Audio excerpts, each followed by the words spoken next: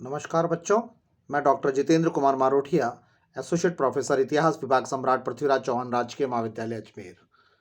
MA final group B, art and architecture.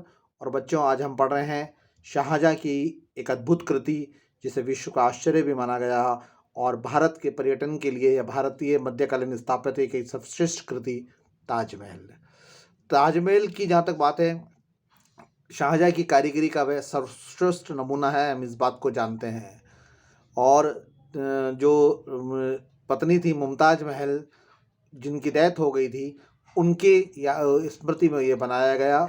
लगभग 21 वर्ष तक ये उनका निर्माण कार्य चला और 14वीं संतान के प्रसव के समय में उनकी मृत्यु हो गई थी।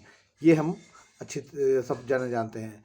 और पर्सी ब्राउन जो है, उसने ताजमहल पे बहुत अच्छा काम किया है, भारतीय स्थापत्य पर काम किया है और उन्होंने लिखा भी है।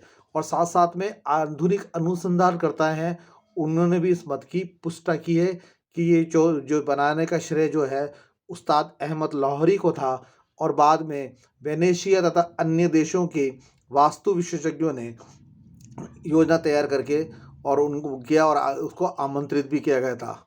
ये भी लिखा गया है कि फ्रांसीसी अभियंता ऑप्टिन द योदो ने ये योजना बनाई थी। ऑप्टिन द बोदो ने ये योजना बनाई थी। और जहाँ तक ताजमहल की हम बात करते हैं या ताजमहल के स्मृतियों की बात करते हैं हम, तो ये स्पष्ट ये है कि ताजमहल का निर्माण कार्य जो है बगदाद और शिराज के हस्तकला विशेषज्ञ और उनके इसमें आयोजित हुआ था। कुस्तुतुनिया से गुंबद निर्माण के आए थे, बगदाद से हस्तकला विशेषज्ञ आए थे और बुखारा से फूल पत्ती और उसके निर्माण कार्य वाले आए थे आदि। इन सब से मिलने के बाद, इन सब के सम्मिश्रण के बाद में इसका निर्माण किया गया था।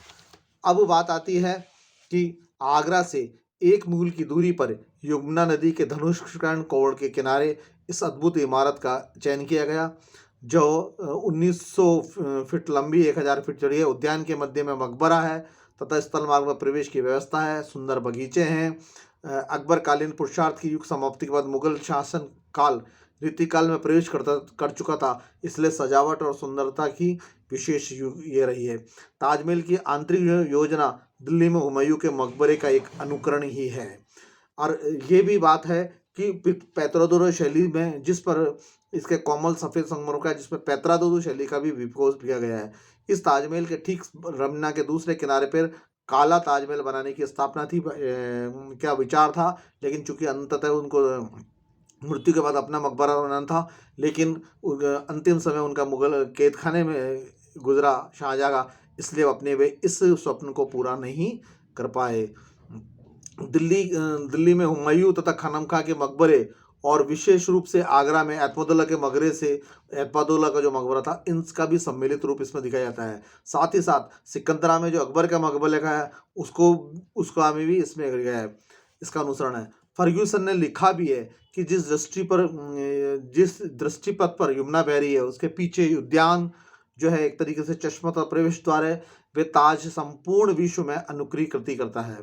उन चांदनी रात में तारों के बीच में अगर हम ये बात करें तो अति सफ़ेद संगमरमर के टुकड़े की बात ये दूर से देखे तो दिखाई देता है। जहाँ अकबर के मस्तिष्क की उपज फतेहपुर सीकरी थी, वहीं ताजमहल भी प्रेम का शाश्वत और ज्वलंत प्रतीक होता है। डॉक्टर बनारसी दास सक्सेना, जो शाहजहाँ के स्थापत्य में आधुनिक रूप में बहुत अच्छा काम करते हैं, उन्होंने भी ताजमहल के नेत्रों को संतुष्ट तथा हृदय गति को आनंदित करने वाली एक अद्भुत स्थापत्य का प्रतीक माना है। और एक माना है कि ताजमहल में एक अद्भुत क्षमता थी। ताजमहल सम्राट शाहजहाँ का अधूरा स्वप्न था, क्योंकि वे ताजमहल के, मैंने जैसे बताया, दूसरे किनारे पर काले संगमरमर का अपने लिए एक मकबरा बनाना चाहते थे और वो उस पर पूर्ण नहीं कर पाए, क्योंकि अंतिम समय उनका मुगल कैद में गुजरा था।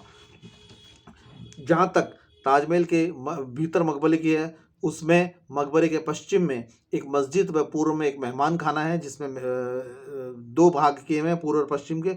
उसमें व्यक्ति आते थे, निवास रुकते थे। इसमें जलबाग तथा स्मल बाग में प्रवेश करने की भी व्यवस्था है। सुंदर बगीचे से शोभा में और भी वृद्धि करता है। ऐसा मालूम पड़ता है कि कोई जो है एक फव्वारे में के चारों ओर इतना कलरफुल फव्वारे चलते थे, इतने रंगीन रंग से फव्वारे चलते थे कि ऐसा लगता था कि हम किसी दर्पण में देख रहे हैं अपने आप को। ये बहुत इम्पोर्टेंट बात थी वहाँ पर। और नीले आकाश में सफ़ेद गुंबद जो ऊपर दिखाई पड़ता था, वे एक वायु सिंहासन की भांति था। और इतना अगर दूर से दृष्टि डाला जाए ताजमहल पे, तो चांदनी रात में बहुत ही मनमोहक स्थापत्य सामने नजर आता था।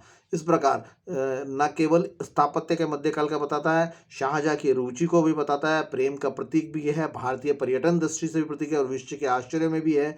और आगरा शहर को अपने आप में एक बहुत मजबूती प्रदान करने वाला भी है और राजस्व का भाग भी है। इस प्रकार आज हमने ये ताजमहल के बारे में अपना अध्ययन किया, और आगे हम और कृति जो आएंगे उसके बारे में भी अध्ययन करेंगे।